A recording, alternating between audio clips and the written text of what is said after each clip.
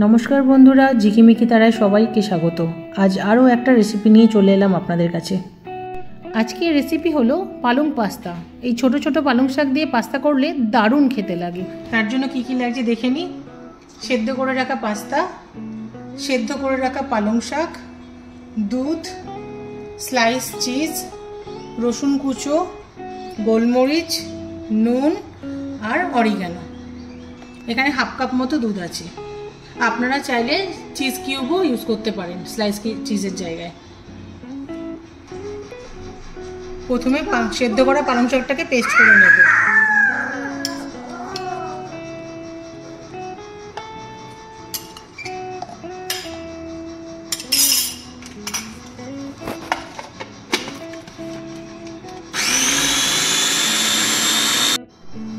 আমাদের পালং শাক পেস্ট করা হয়ে গেছে।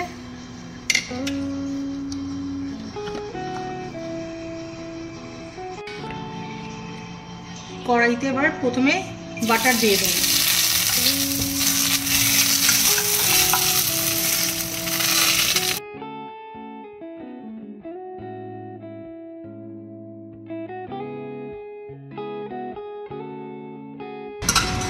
রসুনটা একটু ভাজা হয়ে গেছে, এরপরে পালং শাকের পেস্টটা দিয়ে দেব।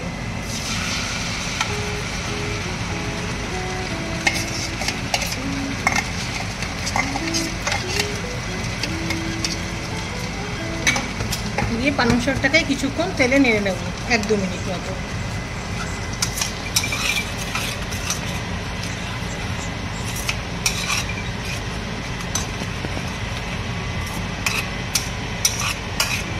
একটু হালকা ভেজে নিয়েছি তেলে, এরপরে এর মধ্যে দুধটা দিয়ে দেব।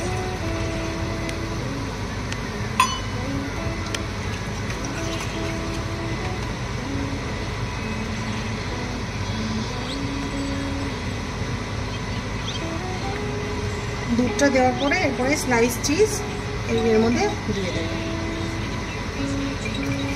দিয়ে ভালো করে মেল্ট হওয়া অবধি দুধের সাথে ওয়েট করব।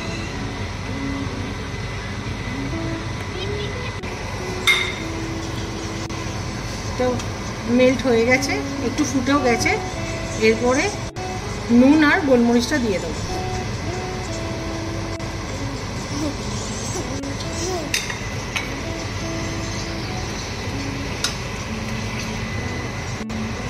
ভালো করে মিশিয়ে এবার আমাদের পাস্তাটা এর মধ্যে দিয়ে দেবো।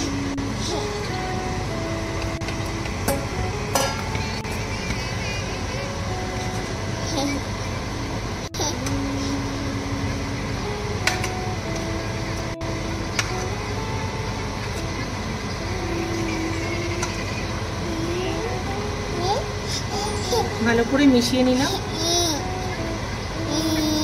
দিয়ে কিছুক্ষণ ঢেকে রেখে দেবো 3-4 মিনিট মতো, যাতে ভালো করে এর সাথে মিশে যায় পাস্তাটার সাথে। দিয়ে একটু ঢাকা দিয়ে রেখে দেবো। এবার ঢাকনাটা সরিয়ে নিচ্ছি।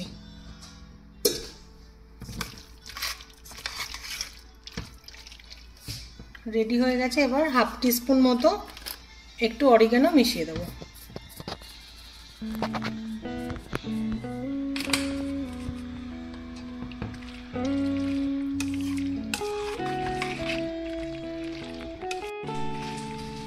অরিগানোটা মিশিয়ে 1 মিনিট একটু রেখে ঢাকা দিয়ে রাখবো, যাতে ফ্লেভারটা এর ভেতরে চলে যায়। 1 মিনিট হয়ে গেছে, ঢাকাটা তুলে নেব। আমাদের পাস্তা রেডি। এবার বাটিতে সার্ভ করব।